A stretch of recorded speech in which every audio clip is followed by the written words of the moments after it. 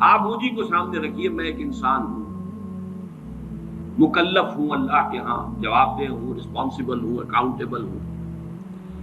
کچھ چیزیں مجھ پر وارد ہوتی ہیں، کوئی مصیبت آ گئی، کوئی تکلیف آ گئی، کوئی بیماری آ گئی، کوئی نقصان ہو گیا، کچھ ہو گیا۔ اب نوٹ کرنا چاہیے کہ اس کے کچھ اسباب ہوں گے، مادی اسباب ہیں یا کچھ اور لوگ ہیں، کسی نے میرے گھر کو فرض کیجئے کہ کوئی نقصان پہنچانا چاہا ہے، اس نے کام کیا ہے، کسی نے مجھے اٹھا کے پتھر دے مارا ہے، تو یہ سارے فیکٹرز ہیں،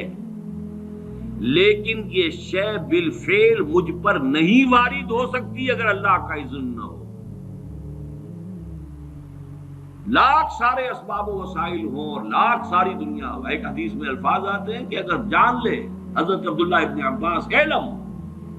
ان الامت لو اجتمعت، کہ اگر پوری قوم جمع ہو جائے کہ تمہیں کوئی فائدہ پہنچا دے، نہیں پہنچا سکتی مگر اس بات کا جو اللہ نے تمہارے لیے طے کر دیا، اور اگر پوری قوم مجتمع ہو جائے تمہیں کوئی نقصان پہنچا دے، نہیں پہنچا سکتی۔ تو یہ اسباب و وسائل جو مجھ پر آ رہے ہیں، ان میں جو ہے فیصلہ کنش اذن رب ہے۔ تو میں یہ بھی کہہ سکتا ہوں مجھ پر یہ اس کی لائی ہوئی مصیبت آ گئی، اور یہ بھی کہہ سکتا ہوں کہ اللہ کی طرف سے مجھ پر آیا، وہ خیر ہو یا شر ہو، والقدر خیر ہی و شر ہی۔ بھلائی کسی نے کرنی چاہیے، اس کا مجھے احسان ماننا چاہیے، اس کا مجھے شکریہ ادا کرنا چاہیے، کوئی بدلہ دے سکتا ہوں تو دینا چاہیے، یہ دنیا کا معاملہ ہوگا۔ اسی طرح کسی نے مجھے نقصان پہنچایا، میں قصاص لے سکتا ہوں، قانونی طور پر مجھے اس کا حق حاصل ہے، لیکن یہ جان لیجئے کہ یہ اچھائی یا بھلائی مجھ تک نہیں آ سکتی تھی بغیر اذن رب۔ تو اذن رب شامل ہو گیا نا، تو میں اس کو شامل کر رہا ہوں، والقدر خیر ہی و شر ہی من اللہ تعالی۔ دوسری طرف میں کچھ کام کرنا چاہتا ہوں، اچھا یا برا جو بھی ہے، یا کوئی میرا منصوبہ ہے بہت بڑا، اب اس میں ایک تو میرا ارادہ ہے جو میرے اندر سے نکلا، ہزارہا عناصر ہوں گے کہ جو اس کے اندر انوالوڈ ہوں گے، بہت سے مادی وسائل اس کے لیے درکار ہوں گے، اسباب نہ ہو جمع تو یہ کیسے کام شروع ہو سکتا ہے؟ اسباب کرے جمع، خدا ہی کا یہ کام، یہ عزم تیرا، یہ مجھے الفاظ پھر یاد آ گئے وہی اکبر الہ آبادی کے، یہ میرے دروس میں اشعار بہت آئے ہیں، اب کچھ ذہن سے اوجل ہو گئے۔ یہ عزم تیرا سعی سے دمساز ہو کیوں کر، عزم تو ہے، عمل کیسے ہو؟ اسباب نہ ہو جمع تو آغاز ہو کیوں کر، اسباب کرے جمع، خدا ہی کا ہے یہ کام، طالب ہو تو خدا سے، تو دعا ہی کا ہے یہ کام۔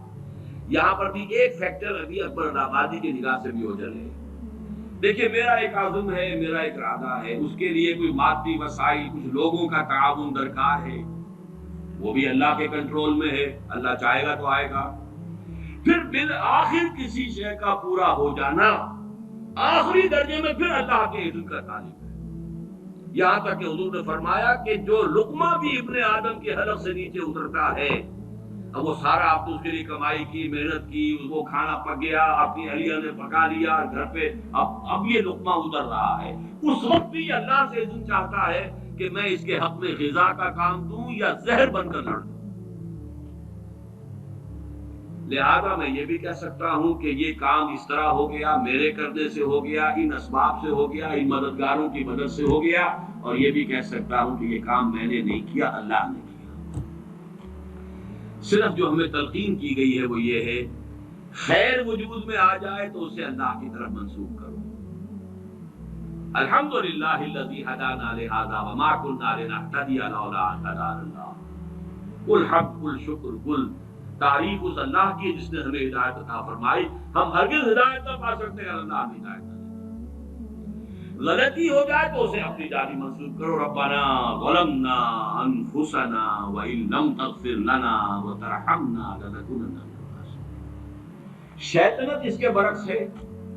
خیر ہے تو میری، میں نے کی، اور شر ہے تو اللہ تو نے کروایا۔ فبما اغویتنی، اے اللہ تو نے جو مجھے اغوا کیا ہے، تو اب میں ثابت کر کے رہوں گا کہ یہ آدم اس اکرام و تکریم کا مستحق نہیں تھا جو تو نے اس کو عطا کر دیا۔ یہ ہے شیطنت،